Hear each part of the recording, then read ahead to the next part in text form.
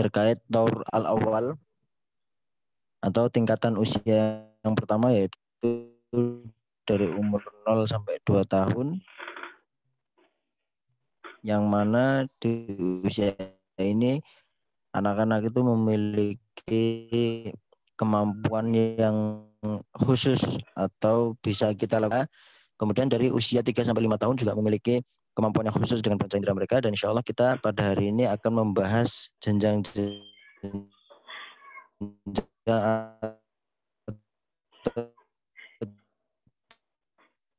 tingkatan usia anak-anak yang sudah mulai memasuki usia sekolah dasar. طيب في هذا السن بالنسبة للوسائل الحسية العاملة هي كامل الوسائل الحسية، الحواس الخمس أصبحت تعمل كاملة وبكفاءة. فالسمع يعمل، الشم يعمل، طبعا نتكلم عن الغالب إلا من كان مريض أو مبتلى عافاه الله. إذا السامع يعمل، الشم يعمل، الحس الجلدي يعمل، البصر يعمل، التذوق يعمل، لكن يضاف لهذا الطور خصائص جديدة لابد أن نراعيها، وهي كما يلي. Di usia dari 6 tahun sampai 12 tahun ini kita dapat melihat bahwa anak-anak itu sudah bisa mempergunakan panca inderanya dengan sempurna. Jadi dari panca pendengaran, dari indera pendengaran, indera penciuman, indera peraba, dan indera penglihatan, dan juga indera perasa, itu semua atau gunakan dengan sempurna. Namun di sini ada tambahan satu wasilah atau satu media yang bisa kita optimalkan penggunaannya untuk kebutuhan tarbiyah. قلنا أن في نهاية المرحلة السابقة يا أحباب كاميرا الفيديو للطفل تبدأ تعمل، يعني الذاكرة التخزينية التصويرية تبدأ تعمل، ولكن لا يستطيع أن يفسر ما يراه. في هذا الطور الثالث هذا سيحدث تطور. Jadi yang kemarin kita bahas itu bahwasanya secara garis besar itu menyimpulkan bahwasanya anak-anak kecil itu lebih optimal menggunakan indera perabanya, tapi belum bisa dengan optimal menggunakan indera penglihatannya. Nah, di sini yang akan menjadi perbedaan yang sangat jelas dari kedua tingkatan usia tersebut. في هذا الطور يا أحباب يضاف للطور السابق ما يسمى وسيلة الإدراك المنطقي العقلي، لأن عقله بدأ يكتسب خبرات وبدأ يفهم بعض الأمور البسيطة، ولكن بشكل مجمل. لا ندخل مع الطفل في هذه المرحلة في تفاصيل، يعني نراعي في هذه المرحلة أسلوب التفهيم والشرح المبسط والبيان الصادق الصريح. لا تقوم بشرح شيء كذب ستخالفه بعد ذلك، لا، لابد أن يكون أسلوب التفهيم بسيط، بيان واضح وصادق وصريح. تفضل. Di kelompok usia dari 6 sampai 12 tahun ini, anak-anak itu sudah mulai mempunyai kemampuan untuk memahami segala hal yang bersifat simpel.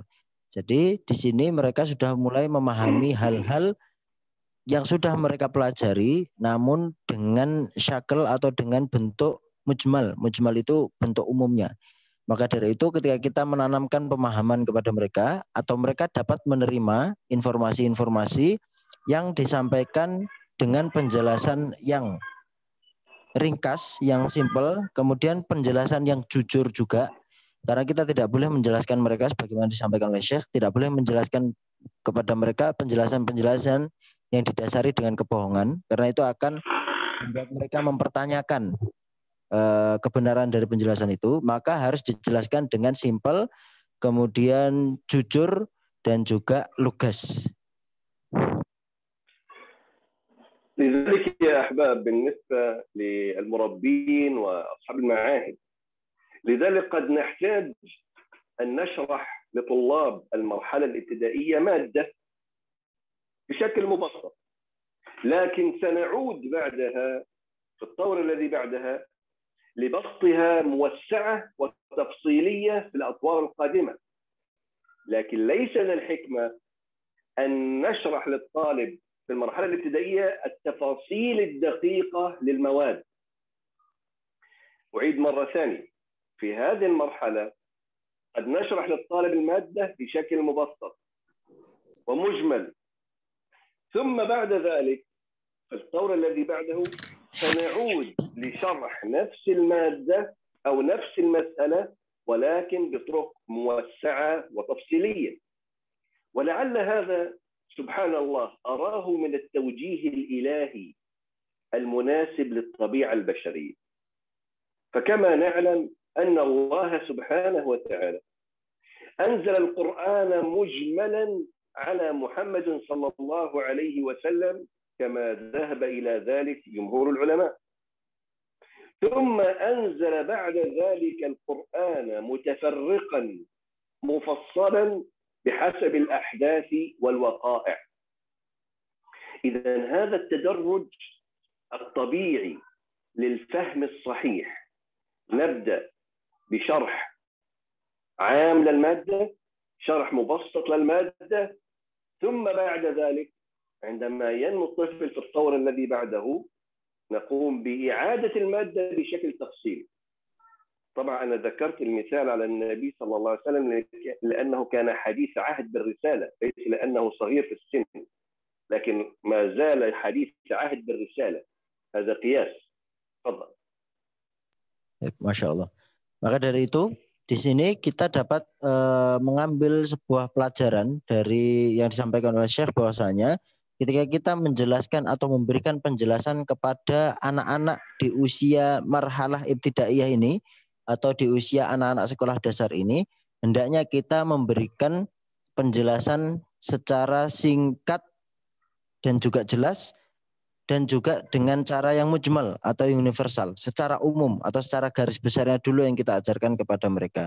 Kemudian untuk menanamkan hal yang detail-detail, caranya adalah dengan mengajarkan kembali hal yang dibahas secara umum tadi, namun kemudian di breakdown atau dipilah-pilih topik-topik yang perlu disampaikan, detail-detail yang perlu disampaikan kepada mereka. Ini sesungguhnya kalau menurut yang disampaikan oleh Syekh tadi, bahwasanya apa yang atau metode yang kita pelajari ini itu sama dengan metode yang dilakukan oleh Allah Subhanahu wa taala ketika menurunkan Al-Qur'an kepada Nabi Muhammad SAW, di mana Allah Subhanahu wa taala menurunkan Al-Qur'an pertama kali itu secara mujmal, secara umum, secara universal.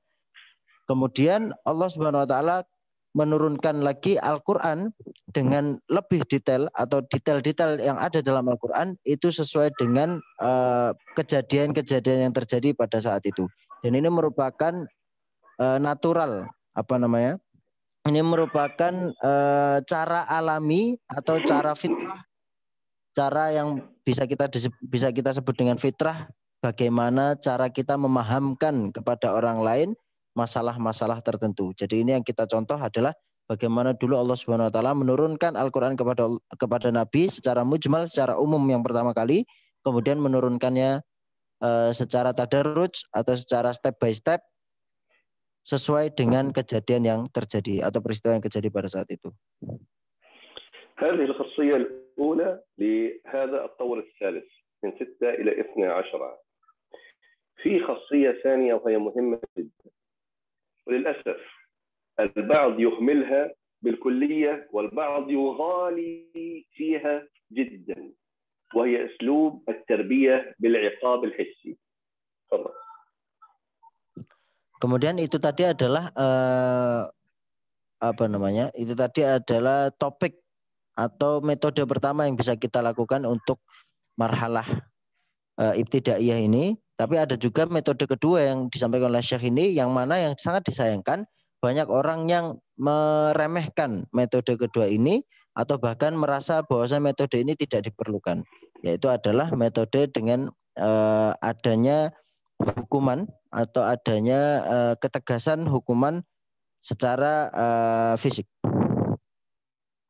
يا أحباب، في هذه المرحلة الثالثة تحديدا من عمر 10 سنوات على قول البعض، لا بأس من استخدام وسيلة العقاب الحسي، أي الضرب غير المبرح. يعني لا معنى، ليس معنى الضرب انه يكسر ضلع الولد، لا، بالضرب غير المبرح، وهي كوسيله متاخره للتربيه في حال فشل الوسائل الاخرى.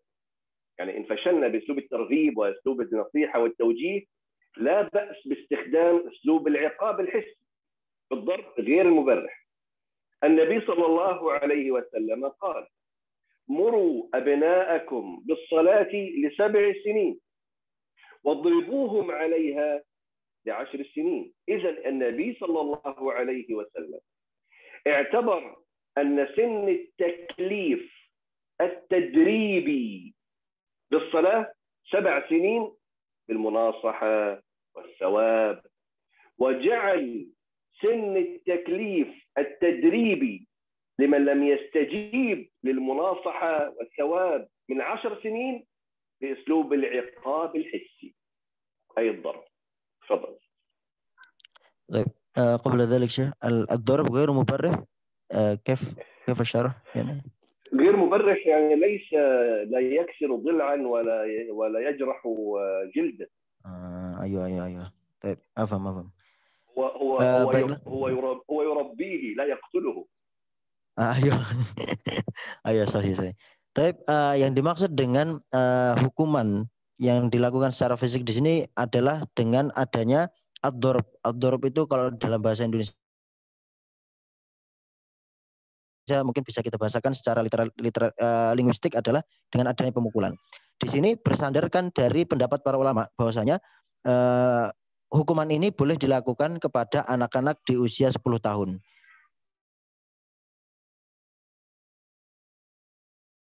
Ini tersebut Rasulullah SAW bersabda yang fima ma'nahu, ajarilah anak kalian sholat pada usia 7 tahun. Kemudian pukullah mereka jika mereka tidak mau sholat di usia 10 tahun. Yang dimaksud dengan memukul di sini adalah memukul dengan semangat untuk mendidik.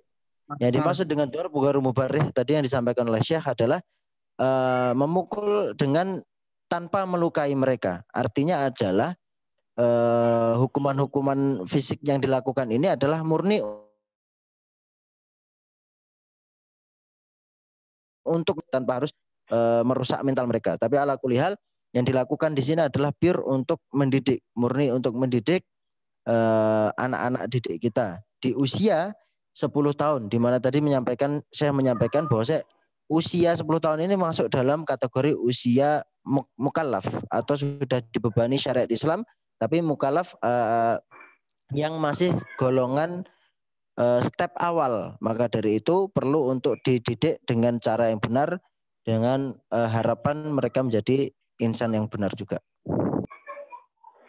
ويمكن إضافة وسائل عقابية أخرى مع الضرب، مثلا كأسلوب الحرمان من المصروف اليومي، كان يأخذ مبلغ يومي مثلا يرحم من المصروف اليومي، إلى غير ذلك من وسائل. قد لا يشترط العقاب الحسي بالضرب، لكن هو يجوز لابد من إدخال نظام العقوبة مع الثواب ابتداء من هذه المرحلة. نوع العقوبة يختلف باختلاف حكمة المربي. Baik, jadi pada dasarnya al-iqab al-hissi atau hukuman secara fisik ini tidak dijadikan syarat yang mutlak. Tapi ada juga solusi-solusi lainnya. Jadi di usia-usia ini kita bisa memperlakukan nizam atau peraturan yang melibatkan hukuman dan juga melibatkan hadiah.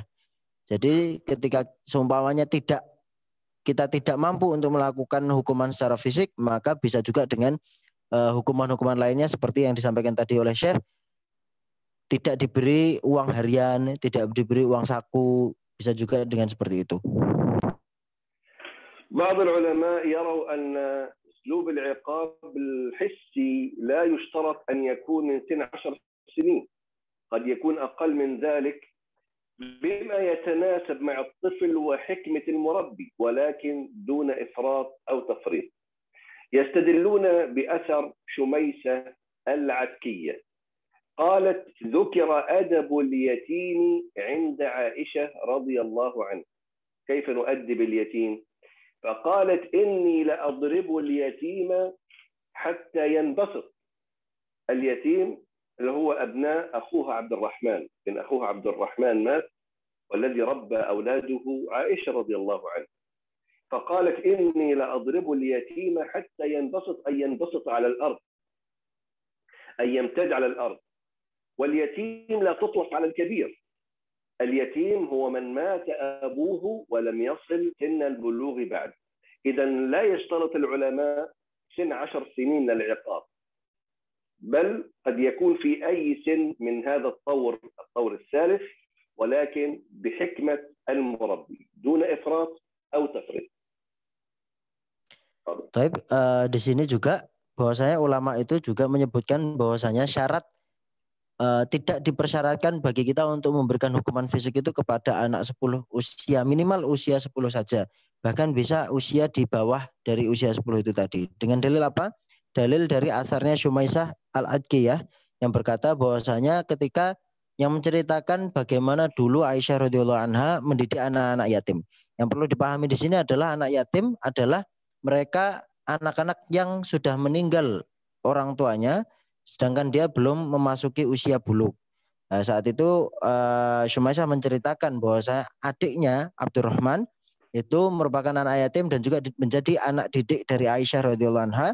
Dan Aisyah menceritakan kepada Shumaisah bahwasanya aku memukul anak yatim bahkan sampai mereka terjengkang, ya kalau bahasa Indonesia sampai mereka jatuh ke atas tanah. Kalau bahasa Jawanya sampai mereka delosor seperti itu. Tapi ala kulli hal di sini tidak disyaratkan untuk memberikan hukuman fisik itu hanya untuk anak 10 tahun saja, bahkan sebelum 10 tahun pun diperbolehkan. لذلك يا أحباب لابد من العقاب الحسي لمن لا ينفع معه المناصحة والثواب، وليس كما أراه من البعض الآن أنه يترك ابنه ويمنع العقاب الحسي مطلقا. هذا لا يصح. سنة الله سبحانه وتعالى هكذا، الذي لا يجدي معه أسلوب المناصحة والثواب لابد من أسلوب العقاب الحسي. Di sini kita dapat menyimpulkan bahwasanya akan menjadi sebuah problem juga ketika kita tidak mempraktekkan hukuman fisik ini kepada anak-anak kita. Terutama setelah kita sudah tidak mampu menasihatinya dan tidak mampu mengarahkannya dengan lisan. Jadi perlu yang dijadikan catatan adalah iqab atau hukuman fisik ini hendaknya kita lakukan setelah kita sudah tidak mampu untuk memberikan arahan dan juga nasihat secara lisan, maka ini bisa dilakukan. Dan ini merupakan sunnahnya Allah Subhanahu Wa Taala dan juga apa yang sudah diajarkan oleh Rasulullah Shallallahu Alaihi Wasallam dengan batasan-batasan yang sudah disebutkan tadi.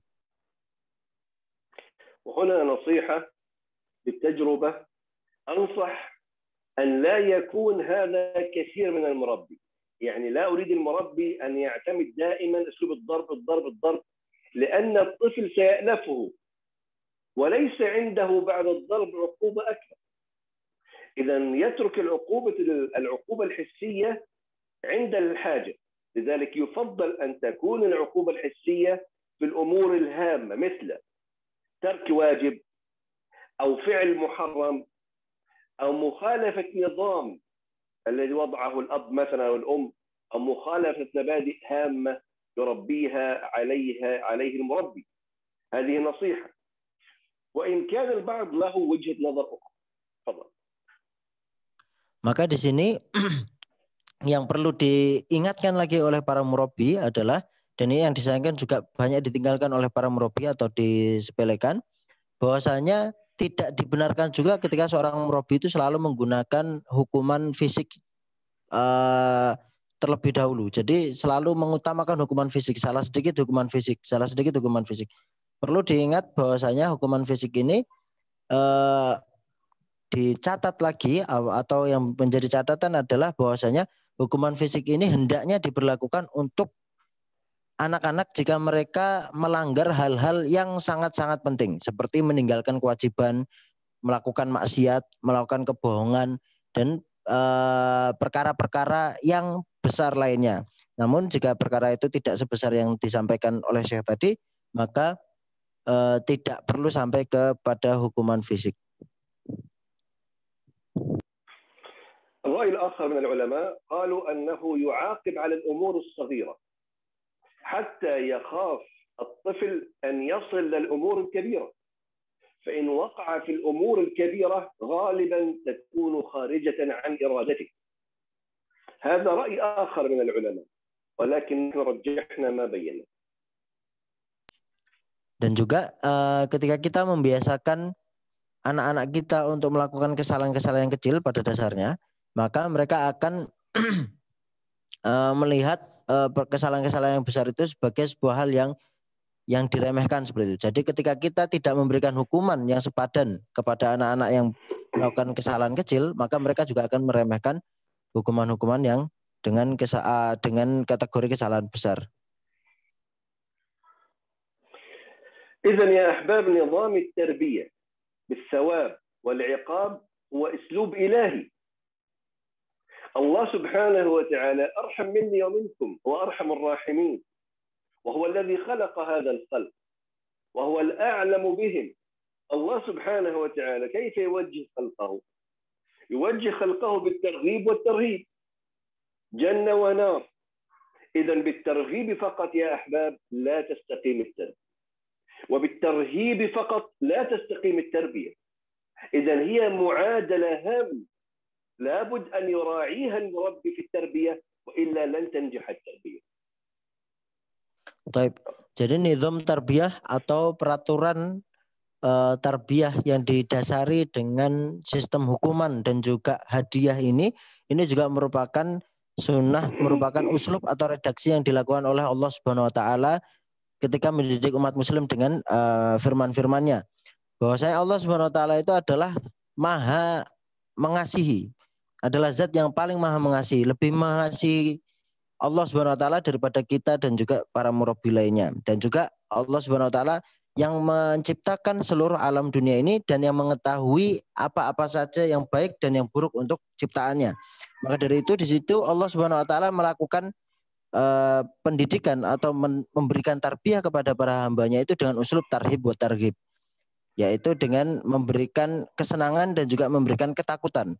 Maka dari itu jika kita mendidik anak kita dengan uslub targhib saja, dengan kita memberikan hadiah terus menerus, maka tarbiyahnya pun tidak akan lurus. Jika kita melakukan dengan tarhib saja, dengan kita menghukum terus-terusan, itu juga tarbiyahnya tidak lurus. Maka yang dilakukan ini, yang kita contoh ini adalah bagaimana Allah Subhanahu Wa Taala mendidik atau memberikan unsur tarbiyah kepada hamba-hambanya umat Islam.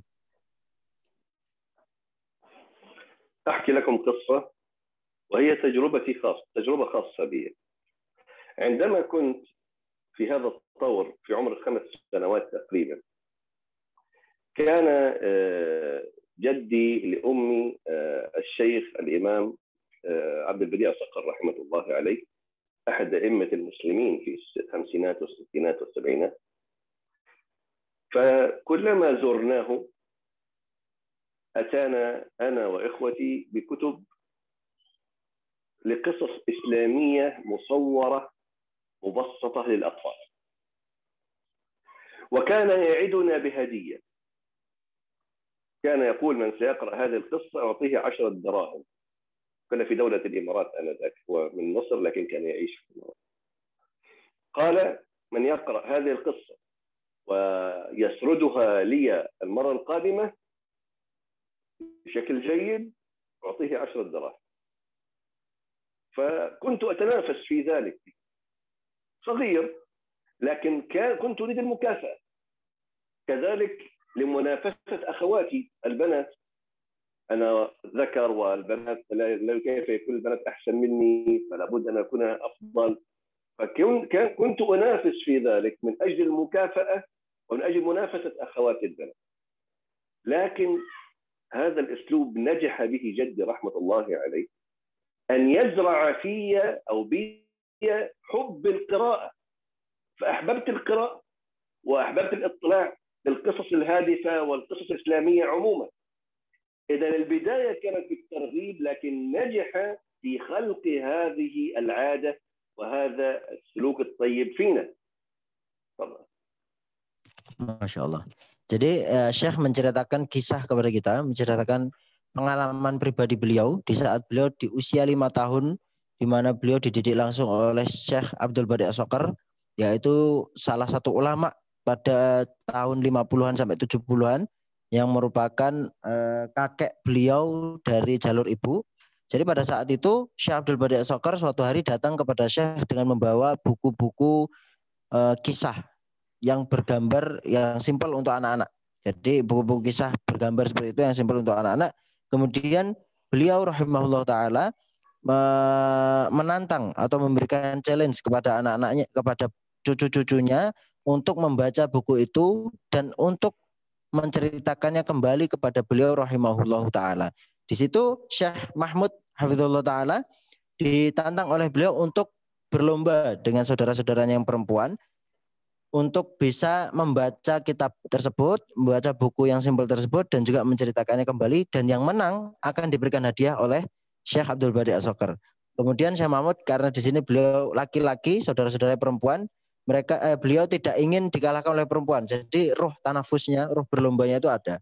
Namun yang ternyata lebih daripada itu, ternyata dengan cara menjanjikan hadiah, dengan cara memberi hadiah yang dilakukan oleh Syekh Abdul Bari As-Sokar itu yang membuat beliau tertanam untuk suka membaca dari usia kecil. Jadi dengan uslubnya Syekh Abdul Bari As-Sokar tadi, ternyata samrohnya, buahnya adalah sampai saat ini beliau suka membaca. Itu kalau diruntut, itu karena pola pendidikan Syekh Abdul Bari As-Sokar yang memberikan hadiah kepada beliau ketika berhasil membaca buku di saat kecil. Masya Allah. هذا الطور الثالث. الآن ننتقل إلى الطور الرابع، وهو بداية سن الخطأ، ومن أصعب الأطوار، وهو من سن البلوغ تقريبا 13 عام إلى 40 عام. بسن المدرسة يعتبر هو سن الدراسة المتوسطة والعالية وما بعدها، لكن هذا الطور من أخطر الأطوار وأصعبها.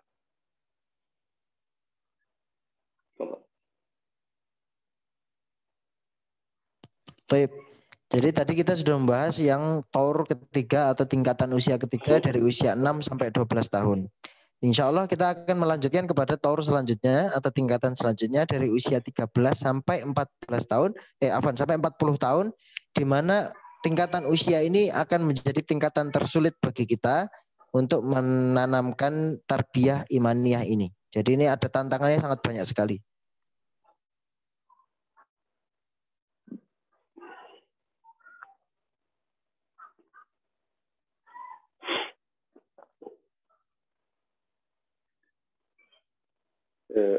أنا لا أسمع الصوت، لا أعرف هل هناك مشكلة في الصوت أم لا.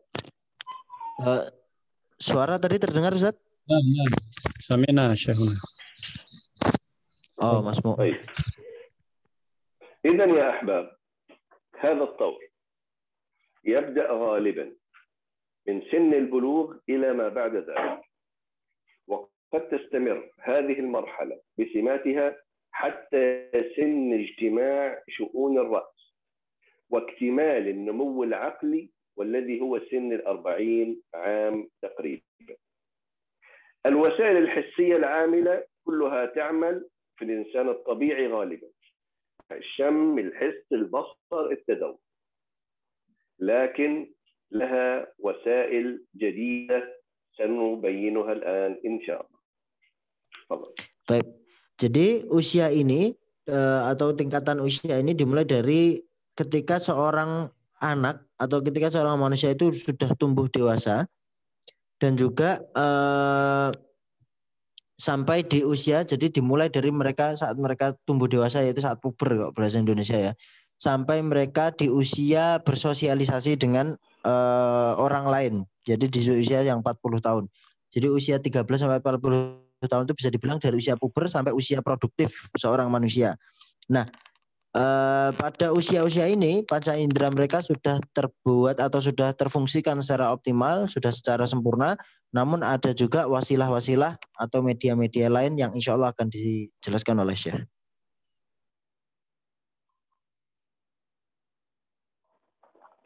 انتبهوا جيدا. في هذا السن أو في هذا الطور يتميز بالاستقبال الإدراكي المنطقي العقلي التفصيلي. في الطور الماضي الإدراك المنطقي العقلي العام أو المجمل. أما في هذا السن إدراكه يكون تفصيلي. لذلك وكما ذكرنا في الطور السابق قد يستدعي الأمر إعادة شرح ما تم عرضه مجملا في الطور السابق في المرحلة الابتدائية ليكون مفصلا في هذا الطور. إذا لابد الإخوة التربويين، المعاهد، المدارس، المربين يراعوا هذه المسألة، أن المادة تشرح في المرحلة الابتدائية مجملة، لكن تعاد هذه المادة في المرحلة الإعدادية تفصيلية، لأن هذه طبيعة هذا الطور من العمر. تفضل. Baik. Jadi yang membedakan antara tingkatan ini dengan tingkatan sebelumnya adalah kemampuan berpikir manusia di usia-usia sekian ini tadi atau 13 sampai 40 tadi, itu kemampuan berpikirnya sudah mulai berkembang dengan baik dan mereka sudah mulai bisa memahami hal-hal yang bersifat detail. Berbeda dengan usia 6 sampai 12 tahun atau tingkatan usia sebelumnya. Maka apa yang sudah dijelaskan pada usia 6 sampai 12 tahun tadi akan ditafsirkan atau didetailkan penjelasannya, didetailkan pengertiannya, maknanya dan sebagainya itu di usia di kelompok usia ini atau kelompok usia 13 sampai 40 tahun. Jadi yang sudah diajarkan di marhalah sebelumnya diajarkan kembali di usia ini dengan tambahan detail-detail yang bisa mereka pahami. انتبهوا جيدا لهذه المسألة يا أحباب أو هذه الخاصية الجديدة. هذه الخاصية قلنا بداية سن البلوغ. ففي هذه المرحلة يرى الفتى بداية ظهور علامات الرجولة فيه. يرى بداية اللحية، بداية شعر الجسد. كذلك ترى الفتاة بداية علامات الأنوثة بها. إذا يضاف إلى هذا الطور حاسة جديدة. لو صح التعبير ممكن أن نقول هي ليست حاسة مستقلة، بل ممكن أن نصفها أنها خاصية جديدة أو صفة تميز الحس، وهي استقلالية الشخصية أو الاستقلالية الذاتية عن الآخرين، أو البعض يسميها مرحلة بناء الكيان الذاتي المستقل المتميز المحترم. ما معنى هذا الكلام؟ في هذه المرحلة يريد الفتى أو الفتاة أن يشعر أنه شخصية مستقلة غير مؤثر عليها من الآخرين تأثيرا قهريا مباشرا. يريد أن يشعر الفرد في هذه المرحلة أنه شخصية مستقلة غير مؤثر عليها من الآخرين تأثير قهري، وأن تحوز هذه الشخصية على احترام واهتمام الآخرين سواء سلبا أو إيجابا. يعني ممكن يحوز على اهتمام الآخرين بالسلب ولو باللعن مثلا، أو بالإيجاب أن يحوز على احترام الآخرين بحسن السلوك. المهم أنه يريد أن يحوز على اهتمام الآخرين. انتبهوا جيدا وافهموا هذه المسألة، وأتمنى من المترجم أن يترجمها بهدوء، لأن هذه المرحلة خطيرة وفهمها يساعد في التربية فيها جدا. طيب ما شاء الله. Jazakumullah khair Syekh. Jadi yang perlu diperhatikan di marhalah atau di tingkatan usia ini adalah bahwasanya seorang pemuda itu sudah mulai tumbuh, sudah mulai keluar ciri-ciri kedewasaannya. Dan juga seorang pemudi juga sudah mulai tumbuh dan keluar ciri-ciri kedewasaannya. Seperti kalau pemuda sudah mulai keluar jenggot, kemudian untuk perempuan sudah mulai haid dan seterusnya. Maka di sini mereka memiliki wasilah-wasilah atau memiliki media-media baru atau memiliki kemampuan-kemampuan baru yang mungkin tidak dimiliki oleh kemampuan kelompok usia sebelumnya. Seperti yang disebutkan oleh Syekh di sini adalah sifat istiqlaliyah asy-syakhsiyah atau istiqlaliyah adzatiyah 'anil akharin. Yang dimaksud dengan perkataan ini apa? Yang dimaksud adalah mereka memiliki semangat kemerdekaan, semangat individualisme, semangat independen. Jadi mereka tidak mau diatur oleh orang lain, tidak mau dipaksa oleh orang lain, merasa memiliki pendirian mereka sendiri, merasa memiliki jalan hidup mereka sendiri. Inilah yang disebut dengan istiqlaliyah syakhsiyah dan juga istiqlaliyah adzatiyah. Maka kita perlu untuk memahami tentang bagaimana anak tersebut terbangun pendirian-pendiriannya, prinsip-prinsip hidupnya itu kita juga harus melihatnya dari sudut pandang yang luas. Di sini disampaikan juga oleh Syekh bahwasanya anak-anak di usia ini atau seorang manusia di usia ini mereka tidak mau dipaksakan untuk menyepakati sesuatu.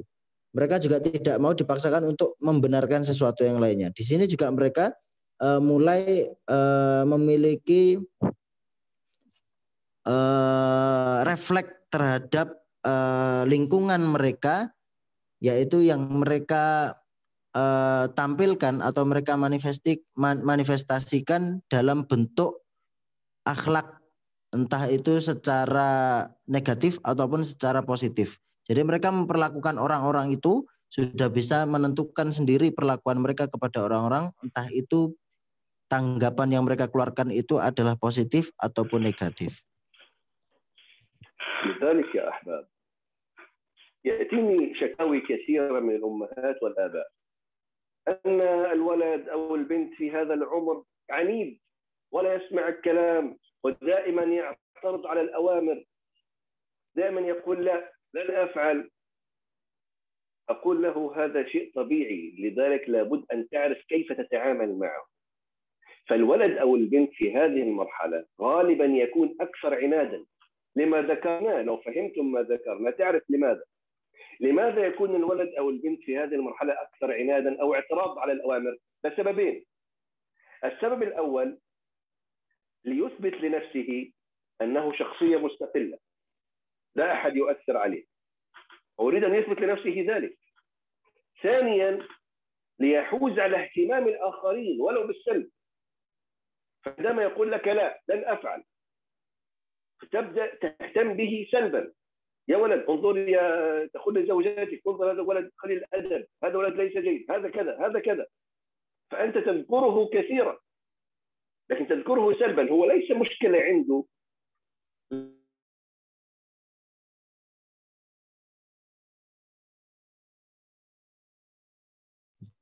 Cek. Kayaknya terputus ya.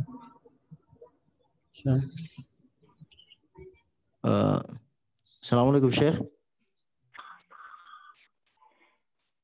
الصوت مسموع؟ أيوة مسموع. الكهرباء انقطعت؟ نعم لكن إن شاء الله في إنترنت إن شاء الله. تفضل. أيوة alhamdulillah. Baik. Jadi di sini Syekh seringkali mendengarkan syakawa, mendengarkan aduan-aduan dari para orang tua, dari para murabi di anak-anak usia sekian ini. Mereka merasa bahwa anak ini anit sekali. Anit itu yang dimaksud adalah tidak mau mendengarkan nasihat, kemudian bandel, nakal dan lain sebagainya. Kok susah sekali diatur seperti itu. Di sini saya mengatakan bahwa itu adalah perkara yang tabi'i atau perkara yang alami, di mana anak-anak itu pada dasarnya itu mereka melakukan hal-hal yang kita sebut dengan bandel dan lain sebagainya itu karena dua hal. Jadi yang kita garis bawahi adalah kita harus belajar bagaimana cara menghadapi mereka. Karena mereka melakukan kebandelan itu karena dua hal. Yang pertama adalah karena mereka sudah memiliki pendirian atau sudah memiliki pandangan bahwa mereka adalah seorang yang independen yang tidak boleh diatur oleh orang lain. Itu sebab yang pertama. Yang sebab yang kedua adalah untuk mencari perhatian orang-orang lain. Jadi ketika kita melarang anak itu untuk melakukan suatu perkara, mereka akan menangkapnya dan juga mereka akan melakukan hal yang tidak sama, tidak beda buruknya dengan apa yang kita larang. Jadi ala kulli hal yang pertama adalah mereka merasa bahwa mereka adalah orang yang independen, orang yang tidak mau diatur oleh orang lain. Dan yang kedua adalah bahwasanya karena mereka itu ingin mencari perhatian atau mencari pengakuan dari orang-orang yang ada di sekitarnya. طيب لحظة أعيد تشغيل اللابتوب. Iya, ما مشكلة شيء.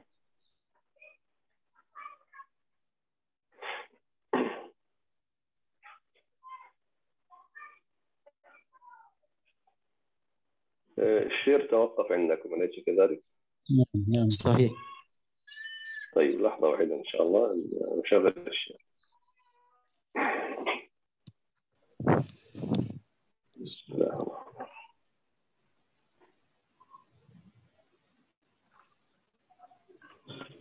طيب.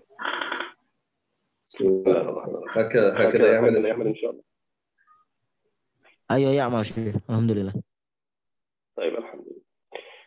لذلك يا أحباب أنا أريد الأهل أو الآباء والمربين يعني ينتبهوا معي جيدا، لأن هذا التطور من أخطر الأطوار والتي دائما تأتينا منه شكاوى من الآباء والأمهات حتى المعلمين في المدرسة. يا أحباب لابد أن نفهم ما ذكرناه. البند الأخير الذي ذكرناه هو مسألة مهمة حتى تفهم عقلية الذي تتعامل معه. لذلك لا يراعى في هذه المرحلة إضافة أنواع وسائل تربوية جديدة، لا، هي تقريبا نفس الوسائل التربوية السابقة، لكن نعدل الأسلوب، تعديل أسلوب توصيل وعرض هذه الوسائل التربوية، بحيث عندما تتكلم مع الفتى أو الفتاة في هذا العمر لا بد أن يشعر الفرد وأنت تكلمه بأنك تحترم ذاته، تحترم عقله، استقلاليته، لا تبتذل شخصيته، لا تبتذل شخصه. انتبه. وفي ذات الوقت لابد أن تراعي، في ذات الوقت لابد أن تراعي لا أعرف إن كان الشير يعني ما زال يعمل لا. الشير ما يعمل لكن ما مشكلة شيخ ممكن تستمر. إذا لابد أن تراعي تأصيل عبوديته لله سبحانه وتعالى. لذلك لابد أن يكون قبل هذه المرحلة قد استوفى التربية العامة للطفل على بنود سنذكرها. تفضل. طيب. Jadi di sini yang kita garis bawahi yang disampaikan oleh Syekh Hafizullah Ta'ala adalah bahwasanya yang perlu kita lakukan adalah kita mengetahui bagaimana cara berpikir anak-anak di usia 13 hingga 40 tahun ini. Karena di rentangan usia ini adalah rentangan usia yang sangat-sangat signifikan dan juga sangat-sangat krusial bagi mereka untuk kita berikan nilai-nilai pendidikan. Nah di sini Syekh Hafizullah Ta'ala menyarankan kepada kita bahwasanya pada dasarnya kita tidak perlu lagi untuk menambah wasail-wasail baru atau tidak perlu menambah lagi media-media yang dapat dikembangkan lagi dari media-media sebelumnya, karena pada dasarnya semuanya yang sudah disampaikan sebelumnya itu juga masih berlaku untuk tingkatan usia pada saat ini. Yang perlu kita lakukan adalah dengan memberikan uslub atau redaksi yang tepat. Jadi ta'dil fil uslub dan juga tausil. Jadi kita memberikan uslub yang tepat bagi mereka. Jadi kita memposisikan mereka adalah sebagai orang yang menghargai keindependensian mereka, menghargai pola pikir mereka, tapi kita tidak menilai mereka, tidak menghakimi mereka, tidak menjudge mereka sebagai seorang personal. Jadi kita menghargai pemikiran mereka, namun tidak menjudge mereka secara personal. Tapi yang dilakukan adalah dengan menekankan atau dengan menanamkan beberapa perkara. Yang pertama tadi sudah disebutkan oleh Syekh, yaitu tentang perkara ubudiyah, tentang perkara ibadah kepada mereka, dan selanjutnya akan dilanjutkan oleh Syekh.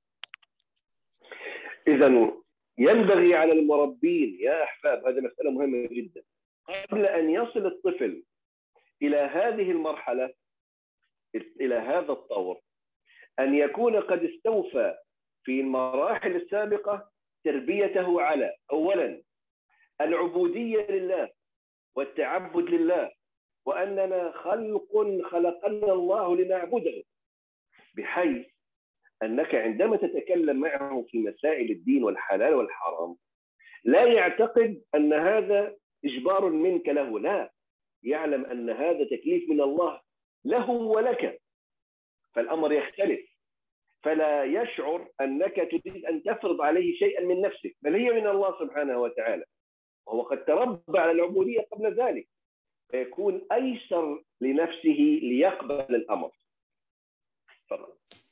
Baik, sebagaimana tadi disampaikan oleh Syekh Hafizullah Ta'ala, yang pertama bahwa kita seharusnya menanamkan aspek ubudiyah itu lebih kuat lagi pada rentangan usia ini, sebagaimana kita sudah mulai menanamkannya, artinya adalah menyicil menanamkannya di tingkatan usia sebelumnya. Kemudian yang perlu kita sampaikan kepada mereka adalah bahwasanya al-qisas wasar al-am anil jannah wan nar al qabr. Jadi kita mengisahkan هذا في العبودية. الأول فقط. أيوة. العبودية أولا. البند أيوة. الثاني. البند الثاني قبل أن يصل إلى هذا الطور، قبل أن يصل إلى الطور الثالث هذا الطور، لابد أن يكون قد قصصنا له قصص كثيرة عن الجنة والنار والقبر وعاقبة المعصية، فهذا مهم جدا، كما ذكرت لكم قصة جدي مثلا. تفضل. Baik. Jadi sebelum kita memasuki kepada rentangan usia yang ini, pada hakikatnya pastinya kita sudah menceritakan banyak sekali kisah-kisah kepada mereka di usia mereka waktu kecil. Nah, yang kita sampaikan adalah bukan kita yang mengarang kisah ini, melainkan kisah-kisah ini semua disampaikan dari Allah Subhanahu wa taala. Dan juga ibadah ini perintahnya itu bukan dari kita, melainkan dari perintah Allah Subhanahu wa taala. لماذا يا أحباب؟ لأنني كما ذكرت لكم في الحلقات السابقة، في مرحلة الأطوار الأولى ما تزرعه فيه يشبه الباك جراوند، الخلفية العامة للطفل. فعندما تكون قد ذكرت للطفل في مراحله الأولى قصص عن الجنة والنار والقبر وعاقبة معصية الله سبحانه وتعالى، أنت زرعتها فيه كأنها أصل من الأصول. فعندما تتكلم معه في هذا الطور عن حرام أو هذا حلال، هو أصلا قد زرع في نفسه الخوف من الحرام حتى لا يدخل النار، قد زرع في نفسه استشعار فعل الواجب لكي لا يخسر الجنة. إذن هذا باك جراوند. لكن أنت الآن عندما تقول لابنك لا تفعل كذا، هذا حرام، لماذا لا أفعل؟ ماذا يعني لو فعلت الحرام؟ ما هو للأسف أنت لم تزرع فيه الخلفية، الباك جراوند يعني خلفية عن عاقبة الحرام وعاقبة ترك الواجب وعن جمال الجنة وما وعد الله فيها. فلا بد أولا أن تغرس الخلفية العامة، الإطار العام أو بالإنجليزي الباك جراوند، قبل أن يصل إلى هذه المرحلة لتساعدك في التربية. Masya Allah. Jadi sebagaimana yang disampaikan oleh Syekh, pada dasarnya rentangan usia ini semuanya memiliki korelasi. Di mana Syekh dulu sudah menjelaskan bahwasanya rentangan usia awal seorang anak itu adalah rentangan usia yang membentuk background-nya, membentuk khalfiyahnya, membentuk latar belakangnya. Maka ketika kita membentuk latar belakang seorang anak ini, hendaknya kita juga membentuknya dengan tepat. Jadi kalau umpamanya nanti sudah dewasa, tidak terjadi ketika ada anak ketika kita larang, kamu jangan minum ini, jangan melakukan ini. Mereka malah menjawab, kenapa saya tidak melakukan ini? Padahal ini tidak apa-apa menurut mereka. Jadi kita harus membentuk background yang tepat sehingga ketika nanti kita bersama mereka atau membimbing mereka hingga dewasa, kita tidak perlu lagi untuk menanamkan hal-hal yang detail atau hal-hal yang simpel yang harus mereka pahami. Jadi tinggal dibentuk lagi seperti itu. Jadi ketika background-nya itu tepat, maka itu akan memudahkan kita untuk mendidik mereka di usia-usia selanjutnya. لخطورة هذا الطور يا أحباب، نحن سنحتاج إلى محاضرة أخرى، لأنني أعلم أن هذا الطور ليس سهل على المربين والمربيات، لذلك سأتوسع فيه قليلا حتى أساعدكم إن شاء الله بإذن الله في فهم هذا الطور، وسأذكر لكم بعض الأمثلة وأذكر لكم بعض النماذج للتعامل مع هذا الطور إن شاء الله بإذن الله الحلقات القادمة بإذن الله، لأن الوقت قد انتهى. جزاكم الله خير. تفضل. Baik, karena untuk memahami tingkatan usia ini itu dibutuhkan waktu yang cukup lama. Jadi insya Allah nanti akan dilanjutkan di muhadharah selanjutnya.